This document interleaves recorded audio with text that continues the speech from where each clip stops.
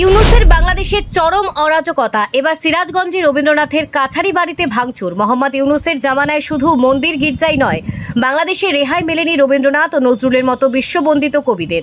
ফের একবার পদ্মাপাড়ের চরম অরাজকতা, নির্লজ্জতা প্রকাশে এলো। এবার ভাঙচুর করা হলো রবীন্দ্রনাথ ঠাকুরের পৈতৃক ভিটে।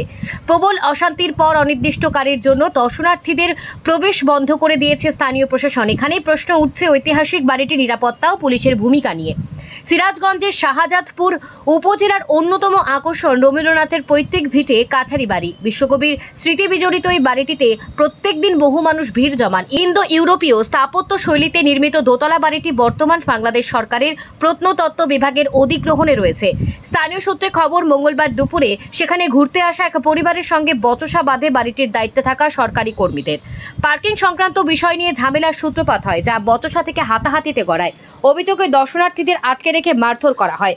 গোলমালকে কেন্দ্র করে শাহজাদপুর প্রেস ক্লাবের সামনে বিক্ষোভ সমাবেশ ও মানববন্ধন করে বিক্ষুব্ধ জনতা। পরে বিক্ষোভ মিছিলটি কাছারি বাড়িতে ঢুকে পড়ে। ওই পরিবারটির লোকজন দলবল নিয়ে হামলা চালায়। বাড়িটি কাস্টাডিয়ামের অফিস, অডিটোরিয়াম ভাঙচুর করা হয়। এর জেরে বেশ মূল্যবান জিনিসপত্রের ক্ষতি হয়েছে। যদিও এখনও পর্যন্ত এই ঘটনায় কাউকে গ্রেপ্তার করেনি পুলিশ। প্রশ্ন উঠছে প্রশাসনের ভূমিকা নিয়ে।